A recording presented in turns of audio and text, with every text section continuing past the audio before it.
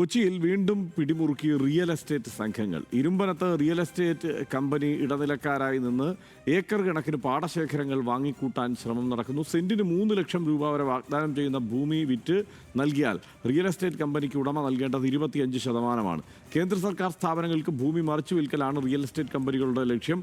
പാടശേഖര ഉടമകളുമായി real estate company ഉടമ വിജയൻ തയ്യാറാക്കിയ കരാറിന്റെ പകർപ്പ് ന്യൂസ് മലയാളത്തിന് ലഭിക്കുകയും ചെയ്തു. സഹിൻ ആന്റണി ചേരുന്നുണ്ട് വിവരങ്ങളുമായി. സഹിൻ, ഇപ്പോൾ ഒരു റിയൽ എസ്റ്റേറ്റിൻ്റെ ഒരു വലിയ ആഘോഷകാലമൊക്കെ കഴിഞ്ഞു നിൽക്കുകയായിരുന്നു.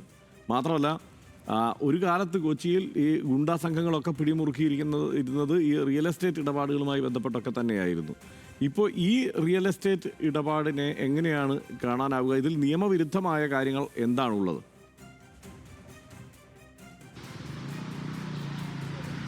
ഹർഷൻ, അതായത് പാടശേഖരങ്ങളാണ്. 60 ഏക്കറോളം വരുന്ന പാടശേഖരമാണ്. വിവിധ വ്യക്തികളുടെ പേരിൽ കിടക്കുന്ന ഏക്കർ കണക്കിന് ഭൂമിയാണ് ഈ കോർണർ സ്റ്റോൺ പ്രോപ്പർട്ടീസ്, കോഴിക്കോടുള്ള നാദാപുരത്തുള്ള കോർണർ സ്റ്റോൺ പ്രോപ്പർട്ടീസ് എന്ന് പറയുന്ന കമ്പനി വാങ്ങിക്കൂട്ടാൻ അതിൻ്റെ കരാർ ചെയ്തിരിക്കുന്നത്. 3 ലക്ഷം രൂപയാണ് കർഷകർക്ക് അല്ലെങ്കിൽ ഭൂവുടമകൾക്ക് വാഗ്ദാനം ചെയ്യുന്നത് സെന്റിന്. ഇതിൽ 25% ഈ കമ്പനിയാണ് ആവശ്യപ്പെടുന്നത്. വിറ്റ് കിട്ടുന്നതിൻ്റെ 25%. ഈ പാടശേഖരമെല്ലാം നികത്തിയെടുത്ത് അത് പിന്നീട് കേന്ദ്ര സർക്കാർ സ്ഥാപനങ്ങൾക്കോ അല്ലെങ്കിൽ മറ്റ് സ്ഥാപനങ്ങൾക്കോ വിൽപ്പന നടത്താനുള്ള അതിൻ്റെ തുടക്കം തന്നെയാണിത്.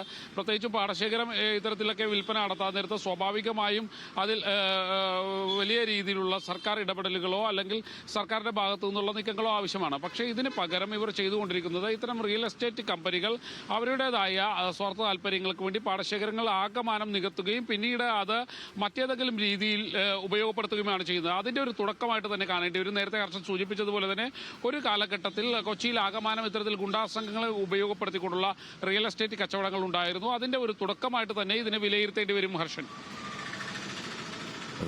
സഹിൻ ആന്റണിയാണ് വിവരങ്ങൾ നൽകിയത്. പാടശേഖരങ്ങൾ അങ്ങനെ റിയൽ എസ്റ്റേറ്റ് മാഫിയയുടെ പിടിയിൽ അമരുന്നു എന്നുള്ള സംശയമാണ്. കൊച്ചിയിൽ മുമ്പ് ഈ പാടശേഖരങ്ങൾ വ്യാപകമായി നികത്തപ്പെട്ടു പോയിട്ടുണ്ട്. അവിടെ കൊച്ചി ഇങ്ങനെ ഉയർന്നിട്ടുമുണ്ട്.